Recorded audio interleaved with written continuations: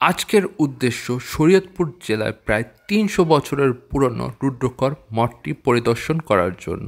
সর্বপ্রথমে বাড়ি থেকে বের হলাম। বের হওয়ার পরই আমার চোখে পড়ল এমন একটি জরাজীর্ণ ভাঙা রাস্তা। এই রাস্তা দিয়ে সাইকেল চালাতে গেলে মাজার হাড় আর কোনো কিছু ঠিক থাকে না।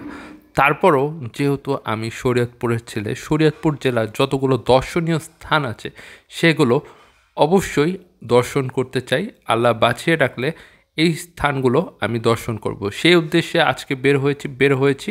সাইকেল চালিয়ে চালিয়ে অবশেষে চলে আসলাম ডুগরি বাজারে। ডুগরি বাজারে কিছুক্ষণ বিশ্রাম নেওয়ার পর তারপরে আবার বিশ্রাম নিলাম প্রেমতলাতে।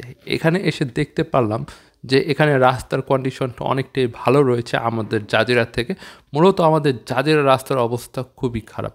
অবশেষে চলে এলাম রুদ্রকর ইউনিয়নের শরীয়তপুর জেলার অন্যতম একটি মঠ, সেটি হচ্ছে রুদ্রকর মঠ। এটি প্রায় ৩০০ বছরেরও পুরনো একটি মঠ।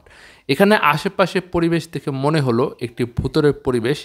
এখানের যে মঠটি রয়েছে এই মঠটির ভিতরে মানুষ তার প্রয়োজনীয় যে লার্কি রয়েছে যেগুলো দিয়ে রান্নাবান্নার কাজ করা হয় সেগুলো রেখে দিয়েছে, এবং এখানে রাস্তাঘাটের অবস্থাও তেমন ভালো না। লোকালয়ের ভিতরে এই মঠটি অবস্থিত।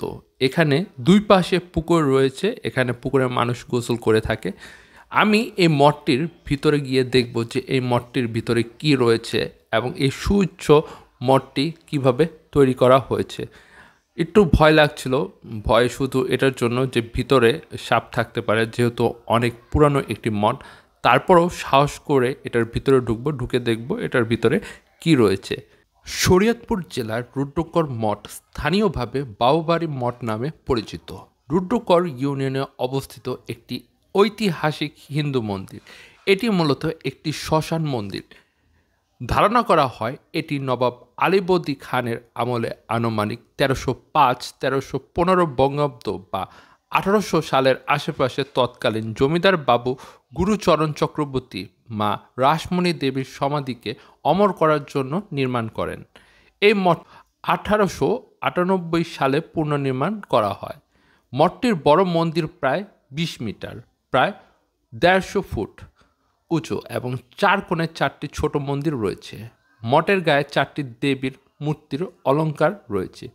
এটি শরীয়তপুর জেলা শহর থেকে প্রায় ৫ কিলোমিটার দূরে ডামুড্ডা শরীয়তপুর মহাসড়কের পাশে রুদ্রকর জমিদার বাড়ির কাছে একটি প্রাচীন পুকুরের পাড়ে অবস্থিত। তাদের বংশের এখানে কেউ বাস করে না, সবাই ভারতে চলে গিয়েছে।